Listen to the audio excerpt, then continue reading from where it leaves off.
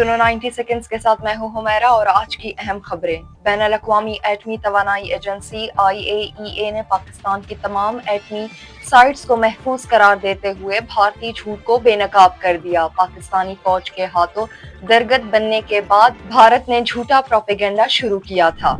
Pak Bharat DGMOs का तीसरा hotline राब्ता जंगबंदी बरकरार रखने पर इत्तेफाक। ये सीज फायर अमरीका और दीगर दोस्ताना ममालिक की कोशिशों से मुमकिन हुआ था। बैनुल अक़वामी जरीदे दी डिप्लोमेट ने भी पाक भारत जंग में पाकिस्तान की सफारती कामयाबी और भारत की नाकामी को तस्लीम किया।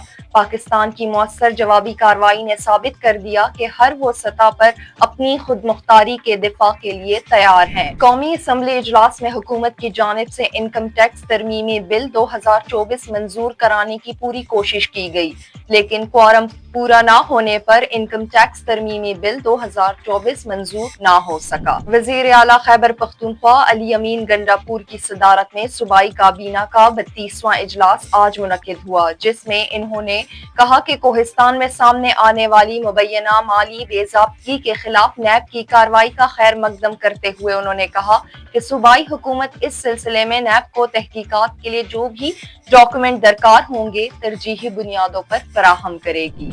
पाकिस्तान स्टॉक एक्सचेंज में सरमायाकारों का एतमाद बहाल होने से कारोबार में तेजी देखी जा रही है।